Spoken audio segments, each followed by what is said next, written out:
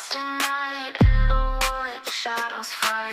Arms take gold, can't take flight. Power's gone, nothing's right. Cauldron cold, no more fire. Potions fail, dreams expire. Spirits whisper, call me liar. In the dark, lost desire. Purchase cry, echo loud. Through the fog, through the shroud. Mystic force, once so proud, now just whispers in the crowd.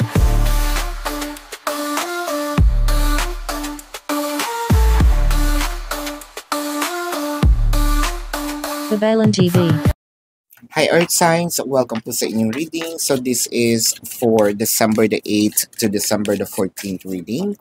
Para po sa mga bago, don't forget to click the subscribe button, smash the like button, comment below kung kayo po ay nakaka-resonate, and hit the notification bell. Kung gusto niyo pong sumali sa ating live sessions, dun po yan sa ating kabilang channel. That is Babaylan TV. No? Yan po ang ating unang channel catered for our international audience. So kung gusto niyo pong sumali, you're very much welcome. Ayan. Pero kung hindi niyo pa maabutan, pwede naman kayo magtanong dito sa ating comment section as long as the question po is answerable by yes or no. Ayan. So, I want you to know, no, kung hindi po kayo masasatisfy sa yes or no na sagot lang, dumiretso na po kayo dun sa ating description box. There is a link, no? You will be click the link, you're gonna be routed to my website. Sa website po na yun, nandun yung question form. Makikita nyo po sa baba yung amount per question, the name, the number, the QR codes for your reference. Ayan. I also created a 4 questions plus 1. Take advantage of it. And if you want to book a private reading, nandun din po siya sa ating description box. So, pwede nyo po akong i-follow din sa ating Facebook. Iba rin po yung readings natin doon. Especially meron tayong mga financial readings doon from Mondays to Saturdays. Ayan. I want you to know that this is a general reading. No, you may resonate with the entire reading or you may resonate with some bits and pieces of the reading. Take what's only yours. Simulan na natin. So parang ang sayo, sa dami ng napatunayan ko, no, dito sa relasyon na ito, I think it's enough, no, for me to parang sabihin natin, ma-pressure ako. Either ma-pressure ako if there is a competition, wala pa naman yung buong cards dito. I am saying the possibilities in here. Kasi parang nai-stress ka. It could be that you have a competition and sinabi mo, wala na akong dapat patunayan. No? Naipakita ko na ng buong buo 100% of what I can do for the person, for my person, what I can do for love, what I can do in this relationship. Or pwede mo rin sinabi, ayoko na rin may stress, no, na humingi pa, no, ng pagmamahal, mag-chase, yun nga, maghabol, mag-effort, because I've done enough. No, parang sa'yo, ang sinasabi mo dito, ikaw naman, no? Ipaglaban mo naman yung relasyon na ito. Kasi parang yung sa'yo, said na said mo ko, walang-wala na ako, no?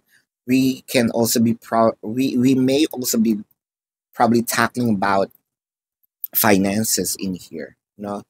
Sa haba ng pinagsamahan natin, no?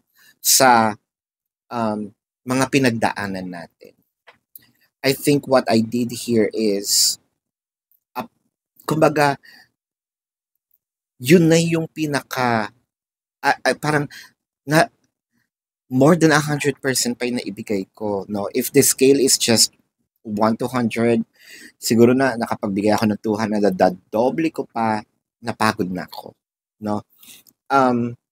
If we are going to be together, no, if you're really meant for me, so be it, no, you're going to come back. I think for a few numbers of you, siguro meron na talaga ditong separations. Now, I need to reiterate this para po sa mga bago. Kasi when we say separations, we may just probably think na magkahiwalay. So maraming form ng paghihiwalay, no? Ito yung physical and energetic, no? So ito po, kaya ko sasabihin para po dun sa mga bago. Physical separation, yung literal, in physical form, magkahiwalay tayo.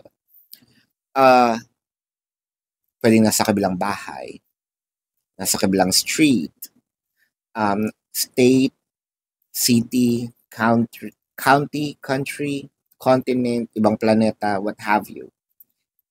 Magkalayo. Energetic separations, separation pa rin yun kahit nagkikita kayo. Sabi mo na magkasama kayo matulog sa gabi. In physical form, pwede nagkikiskisan kayo ng siko, pero hindi kayo nag-uusap. Malapit man, malayo pa din. So, may separations pa din, no? Pwede nagkikita kayo sa trabaho, naka-block siya. Pwede nagkikita kayo sa school, hindi mo kayo nagpapansinan. That's also a form of separation. Ngayon, sabi mo dito, tapos na ako mag-initiate ng move. Ipakita mo naman, no, na kaya mong ipaglaban itong relasyon na ito. Because I'm so sick and tired of, this shenanigans, of your bullshits, with the high priestess. Parang feeling ko, nakuha naman niya yung sinasabi mo. Whether this is meant in verbal form or through actions, no? Pwedeng direkta mong sinabi or through actions, hindi ako nagsasalita, pero yung coldness na ibinibigay ko sa'yo, yung coldness na ipinapakita ko, I hope na iintindihan mo yung gusto kong iparating, di ba? And I think that it was understood. Kasi ayaw mo ditong galitin yung sarili mo ng sobra-sobra. Baka hindi mo kasi matansya, no? Hindi ka takot na magalit siya sa'yo. Takot ka sa sarili mo kasi pag ikaw magalit sa kanya, ibang usapan, no? Baka hindi mo nga matansya kung ano yung masabi mo with the Queen of Wands, no? Baka ma-real talk mo siya, no? Tapos, ikaw pa yung lalabas na masama. Ikaw pa yung lalabas ng kontrabida. So I think that somehow you're still on the verge of in your senses. So may nandun pa rin yung rational thinking. Minsan nakakapagbitaw tayo ng salita siguro, no? Whether it is in verbal form, post, what have you. Pero may, kumbaga, kung nasaktan ka, sorry, that's tip of an iceberg, no? Hindi mo pa, kung alam mo lang, no? Yung naiisip ko, kung alam mo lang yung nasasabi, yung gusto kong sabihin, no? Baka sa isip ko na sinasaksak na kita, no? Again, I don't kumbaga patronized violence, pero let's be real, no? At the back of our mind, iba na yung ginagawa ko sa'yo. And ayokong dumating doon sa part na ginagawa ko siya sa reality, di ba? With the Queen of Pentacles, the Page of Cups, and the Nine of Wands. So parang ang nakikita natin dito, with the Queen of Pentacles, you have been given a lot. You're so generous enough to give more than 100% of yourself to this person. You even reached out with the Page of Cups. You even reached out, no? Either you loved, helped, assisted family members, katrabaho, kaibigan niya, no? Which is hindi naman dapat para sa'yo. And you were very open with them, no? Parang ang sa'yo lang. Siguro, isa dito sa mga tanong mo,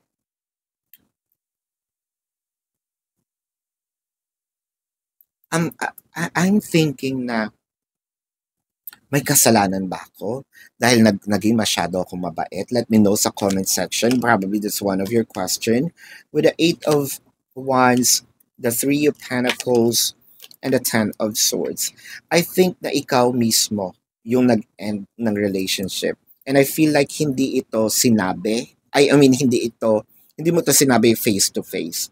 Pwedeng nasabi mo ito through text, messenger. With the Three of Pentacles, pinag-isipan mo no? Parang, kasi galit ako, kaya ako to nasabi, no. Galit ako, yes. Pero I am still thinking of your well-being, no. Masakit yung sasabihin ko, pero may filter pa yan. So, sorry not sorry kung masasaktan ka, no. Pero maniwala ka na filter ko pa yan. Baka hindi mo kayanin kung ano yung mga totoong hindi ako nagpaka-plastic, no.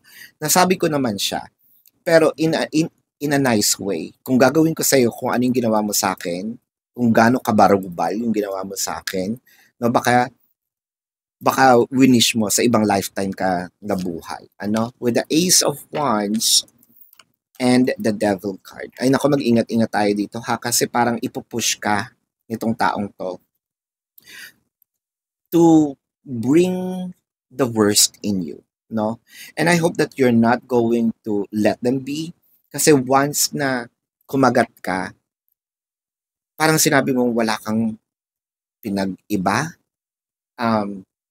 or parang binigay mo yung pagkapanalo sa kanila or sa kanya. At the end of the day, baka pwedeng itong ibalik sa'yo, no? So mag-ingat-ingat tayo doon.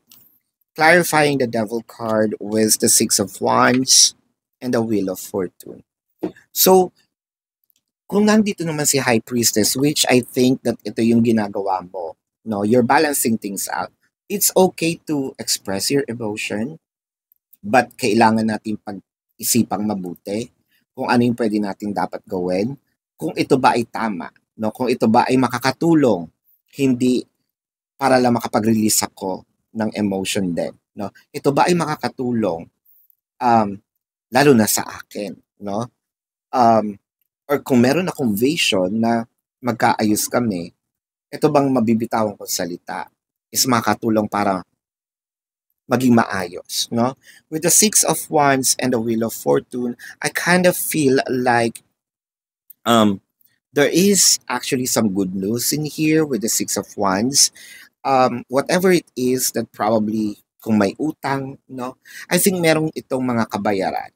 It may be not a reward, but at least somehow your person's going to understood whatever it is that you wanted to say, or probably gagawin niya itong mga kahit hindi mo inutos, no? Kasi there is a realization in here na tama yung sinasabi mo, no? I think that this is a matter of miscommunication, and you're gonna be given a chance to express yourself fully in a very mature, intellectual way, no? And I hope that you can do that.